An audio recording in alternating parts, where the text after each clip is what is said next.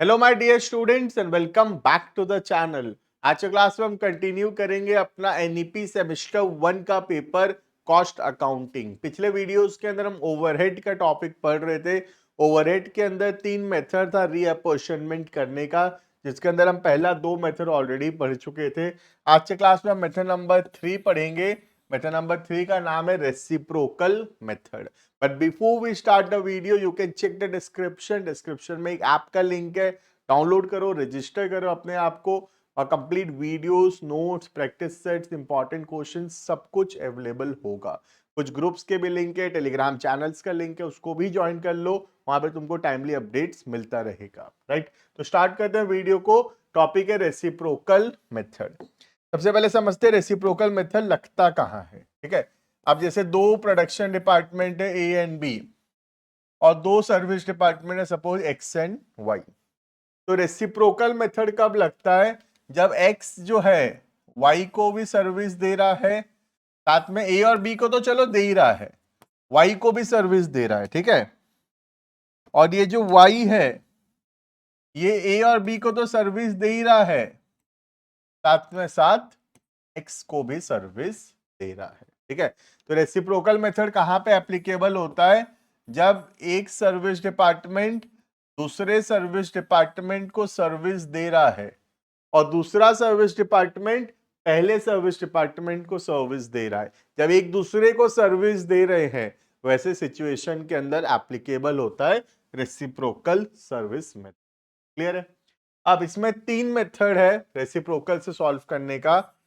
पहला होता है साइमल्टेनियस इक्वेशन, सेकेंड होता है ट्रायल एंड एरर, तीसरा होता है रिपीटेड डिस्ट्रीब्यूशन। ठीक है, इसके अंदर हम जो मेथड पढ़ेंगे इसको सॉल्व करने के लिए, जो सबसे लॉजिकल सबसे बेहतरीन मेथड है, मेथड का नाम है साइमल्टेनियस इक्वेशन मेथड। क्लियर है? बाकी मेथड एग्जाम्स में नहीं आएंगे, ट्रायल एरर या फिर रिपीटेड डिस्ट्रीब्यूशन। अगर एग्जाम में बोला है रेसिप्रोकल मेथड से करने, तो हम साइमल्टेनियस इक्वेशन से उसको सॉल्व करेंगे। क्लियर है? ये बस तुम्हारे नॉलेज के लिए मैं बता दिया कि 2 और मेथड भी होता है, बट हम सॉल्व करेंगे साइमल्टेनियस इक्वेशन से, क्योंकि सबसे इजी, सबसे लॉजिकल और सबसे बेहतरीन मेथड जो है वो है साइमल्टेनियस इक्वेशन मेथड। क्लियर है? इसमें थोड़ा सा मैथ्स का यूज आएगा, है ना। तब जो लोग को मैथ्स थोड़ा गड़बड़ होता है, चिंता का बात नहीं है, बेसिक मैथ्स होगा, इक्वेशन वाला पार्ट आएगा खाली। जो इक्वेशन होता था लीनियर इक्वेशंस, वो थोड़ा सा यूज होगा यहाँ पे। ठीक है, देखना। तो एक क्वेश्चन देखते हैं। सर्विस डिपार्टमेंट दो टू है। एक है बॉयलर हाउस, पहला सर्विस डिपार्टमेंट का खर्चा 3 लाख हुआ। दूसरा है पंप रूम। तो दो टू सर्विस डिपार्टमेंट है, एक है बॉयलर हाउस, दूसरा है पंप रूम। बॉयलर हाउस का खर्चा है 3 लाख का, पंप रूम का खर्चा है 60,000 का। इनका इंडिविजुअल कॉस्ट ये है। ठीक है, अब देना बॉयलर हाउस किसको किसको सर्विस दिया, ध्यान देना। बॉयलर हाउस ए और बी, ए और बी क्या है? Production department. तो बॉयलर हाउस प्रोडक्शन डिपार्टमेंट को तो सर्विस दिया ही है, साथ ही साथ पंप रूम को भी सर्विस दिया है। ठीक है, तो बॉयलर हाउस पंप रूम को सर्विस दिया है। सिमिलरली पंप रूम जो है, पंप रूम भी बॉयलर हाउस को सर्विस दिया है। तो यहां पे एक सर्विस डिपार्टमेंट और दूसरा सर्विस डिपार्टमेंट आपस में एक दूसरे को सर्विस दिए हैं। तो मेथड कौन सा यूज होगा? मेथड होगा रेसिप्रोकल मेथड। क्लियर है? तो अब यहां पे इसको सॉल्व करने के लिए हमको थोड़ा सा मैथ्स को यूज करना पड़ेगा। ठीक है, हमको मानना पड़ेगा let the total cost of boiler house equals to B. चलो बॉयलर हाउस का टोटल खर्चा बी मानते हैं। ठीक है सर, लेकिन बॉयलर हाउस का खर्चा तो दिया था, बॉयलर हाउस का खर्चा तो 3 लाख दिया है, फिर आप बी क्यों मान रहे हो उसको? 3 लाख तो गिवन है। नहीं बेटा, ध्यान से देखना यहाँ पे। बॉयलर हाउस का जो खर्चा है, खुद का खर्चा तो 3 लाख है, खुद का खर्चा तो 3 लाख है, लेकिन पंप रूम का भी तो 50% होगा। अब पंप रूम का टोटल खर्चा कितना है किसको पता है ना? सर पंप रूम का तो पता है, पंप रूम का 60,000 है। नहीं, ये बात पे ध्यान देना, पंप रूम का खुद का 60,000 है, लेकिन बॉयलर हाउस से भी तो 5% आएगा। अब बॉयलर हाउस से 5% कितना होगा हमको ये नहीं पता, राइट? तो यहाँ बॉयलर हाउस और पंप रूम का टोटल खर्चा नहीं पता हमको, क्योंकि बॉयलर हाउस डिपेंडेंट है पंप रूम के ऊपर, पंप रूम डिपेंडेंट है बॉयलर हाउस के ऊपर। क्लियर है? हमको अपना अपना खर्चा दोनों का पता है, इंडिविजुअल कॉस्ट पता है, टोटल कॉस्ट नहीं पता, राइट? तो यहां पे मैं एज्यूम किया B and let the total cost of pump room equals to P. ठीक है, अब ध्यान देना बॉयलर हाउस का टोटल खर्चा कितना होगा। बॉयलर हाउस का टोटल खर्चा B equals to, boiler house का टोटल खर्चा कितना होगा? बॉयलर हाउस का खुद का खर्चा तो है ही 3 लाख, खुद का खर्चा तो है ही बॉयलर हाउस का, प्लस 50% शेयर आएगा पंप हाउस का। बॉयलर हाउस का टोटल खर्चा कितना होगा? 3 लाख खुद का खर्चा तो है ही बॉयलर हाउस का, 50% आएगा पंप रूम से, तो पंप रूम का टोटल खर्चा पी है, तो पंप रूम का 50% मतलब 0.5 पी। तो ये हमारा पहला इक्वेशन बना। ठीक है, अब पंप रूम का टोटल खर्चा कितना होगा देखना, पंप रूम का टोटल खर्चा कितना होगा? पंप रूम का खुद का खर्चा तो है ही 60,000, प्लस बॉयलर हाउस से भी तो आएगा 5%, 5% खर्चा बॉयलर हाउस से भी आएगा।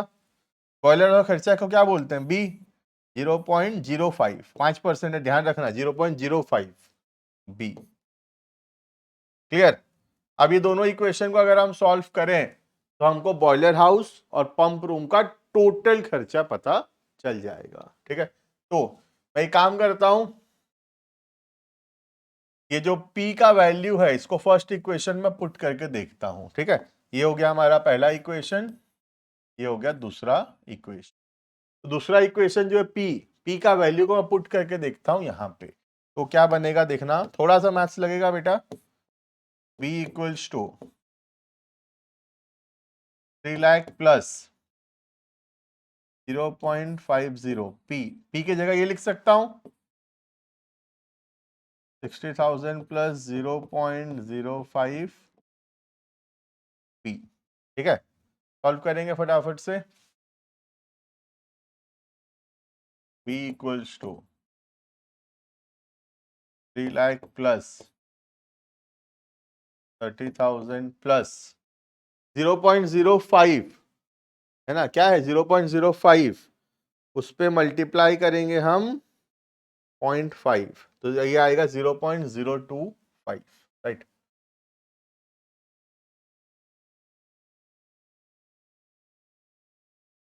P का वैल्यू सॉल्व करेंगे, P इक्वल्स टू, तो इधर ले आएंगे 3,30,000 डिवाइडेड बाय, ठीक है, 1 माइनस 0.025। एक बार थोड़ा और इजी इजी में चलते हैं, है ना, तुमको एक साथ एडवांस समझ में नहीं आएगा मुझे लग रहा है। तो ये हो गया 0.975। ठीक है, तो क्या किया, मैं इसको इधर लाया। ठीक है, अब बी का वैल्यू आप सॉल्व करते हैं, 3,30,000 डिवाइडेड बाय 0.975, अब आ जाएगा बी का वैल्यू 3,30,000 डिवाइडेड बाय 0.975, 3,38,462, राउंड कर दिया 462। क्लियर है? तो बॉयलर हाउस का टोटल खर्चा पता चल चुका है। अब पंप रूम का टोटल खर्चा देख लेते हैं, पी का वैल्यू निकाल लेते हैं। पी का वैल्यू क्या होगा, 60,000 प्लस 0.05 बी, बी का वैल्यू पता चल चुका 338,462, आ जाएगा बी का वैल्यू 338,462 into 0.05 प्लस 67,8,923। ये पता चल गया दोनों का टोटल खर्चा। क्लियर है? अब हम आराम से बना सकते हैं अपना स्टेटमेंट।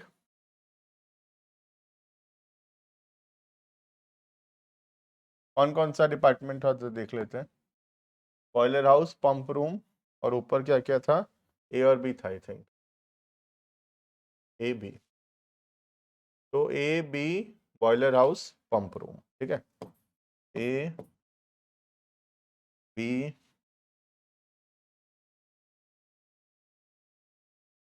बॉयलर हाउस,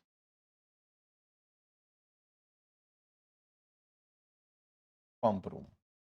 तो जो कॉस्ट गिवन था, ए का तो कुछ नहीं दिया, बी का कुछ नहीं दिया है, सी का बोल रहा हूँ, बॉयलर हाउस का खर्चा दिया था 3 लाख, और पंप रूम का दिया था 60,000। क्लियर है? अब हम सबसे पहले बॉयलर हाउस के खर्चा को डिवाइड करेंगे। बॉयलर हाउस का खर्चा कौन सा रेशियो में डिवाइड होगा?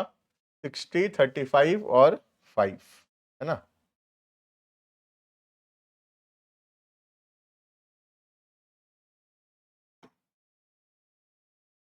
तो डिवाइड होगा 60:35:5। तो टोटल कितना बॉयलर हाउस का टोटल खर्चा याद रखना, 3 लाख को मत डिवाइड कर देना, 3 लाख तो उसका खुद का खर्चा है, टोटल खर्चा को डिवाइड करना है। टोटल खर्चा कितना है? 338,462, ठीक है। तो ये आएगा 338,462, 338,462, यहां से माइनस होगा। तो सर ये तो माइनस में चला गया, चिंता मत करो बेटा, सब अपने आप जीरो हो जाएगा, ठीक है। तो 338,462 को डिवाइड करेंगे बाय 100 इंटू 60, तो ये आएगा 203,077, ठीक है। उसके बाद 338,462 डिवाइडेड बाय 20 करने से 1692,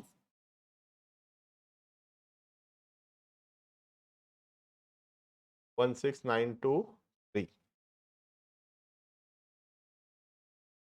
और बाकी जो बचा यहाँ बी का होना चाहिए 338,462 माइनस 203,077 माइनस 1692, 118,462। क्लियर है? तो हम क्या किए, 3,38,462 जो बॉयलर है उसका टोटल खर्चा था, उसको डिवाइड कर दिए इन तीनों के बीच में। क्लियर है? तो सर इससे तो ये नेगेटिव में चला गया, चिंता मत करो, अपने आप जीरो होगा, है ना। पेशेंस रखो। अब हम पंप रूम का खर्चा को डिवाइड करेंगे। पंप रूम का खर्चा कैसे डिवाइड होता है? 10, 40, 50। पंप रूम का खर्चा 10, 40, 50, ठीक है।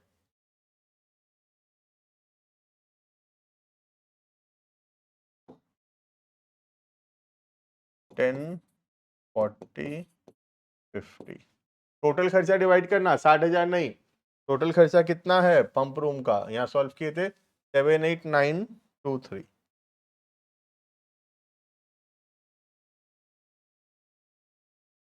78923, तो डिवाइड करेंगे 78923,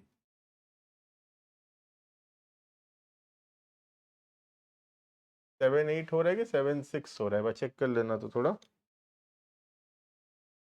338,462 इंटू 0.05, 16,923, सॉरी ये 16 हो रहा है, थोड़ा ठीक कर लो इसको।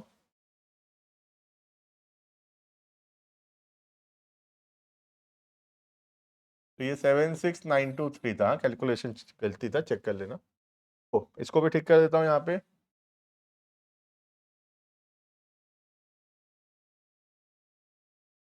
कैसे पता चल गया मुझे गलती है बोल के? क्योंकि ना ये जीरो नहीं हुआ, ये जीरो नहीं हुआ, तो मुझे पता चल गया गलती है ना। तुम्हारे साथ भी ऐसा हो सकता है गलत, तो तुम देखना हमेशा जीरो हुआ या फिर नहीं। मैं देखा ये दोनों को प्लस किया, 76923 हुआ, तो ये भी तो 76923 माइनस करूंगा तभी तो 0 होगा ना, ये 0 नहीं हुआ था तो मुझे पता चला गलत है। ठीक है, चलो तो 76923 को डिवाइड करते हैं 10 40 50 में, तो 76923 इंटू 50%, ये आ जाएगा 384, राउंड अप कर देता हूँ 62। ठीक है, उसके बाद 10 और 40 में डिवाइड कर देंगे,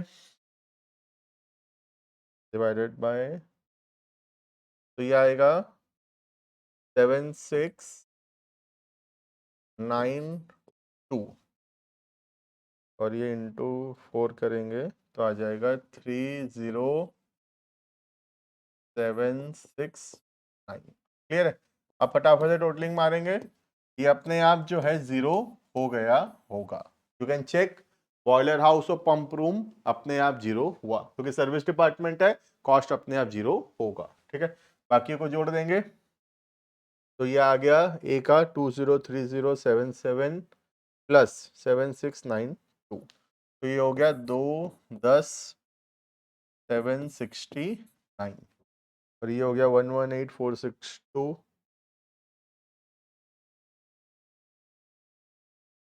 प्लस 30769, ये हो गया 149,230। क्लियर है? इन दोनों को ऐड करके देख सकते हो, टोटल खर्चा आ जाएगा 210,769, 3,60,000। जो टोटल खर्चा था 3,60,000, यू कैन चेक, 3,60,000 टोटल खर्चा था ना, 3,60,000 डिवाइड हो गया बिटवीन ए एंड बी। ए का आया 2,10,769, बी का आया 149,231। क्लियर है? इस मेथड को बोलते हैं साइमल्टेनियस इक्वेशन मेथड। जब भी रेसिप्रोकल का क्वेश्चन आएगा हमेशा हम सॉल्व करेंगे साइमल्टेनियस इक्वेशन से। दो और मेथड भी था, स्टार्टिंग में बताया था मैं, एक था ट्रायल एंड एरर मेथड और दूसरा रिपीटेड डिस्ट्रीब्यूशन मेथड, बट वो लॉजिकल नहीं है, वो तो ट्रायल एंड एरर मतलब कर करके हम जीरो कर देते हैं उसको, तो बहुत लेंदी प्रोसेस है, एग्जाम में उसको करना नहीं है, वो बिल्कुल इलॉजिकल बात है। जो सबसे बेस्ट प्रोसेस है इसमें वो है साइमल्टेनियस इक्वेशन मेथड। क्लियर है? तो this was all about today. हमारा रीअपोर्शनमेंट ऑफ कॉस्ट कंप्लीट होता है। नेक्स्ट क्लास के अंदर हम पढ़ेंगे under over recovery of overheads. Thank you and bye bye.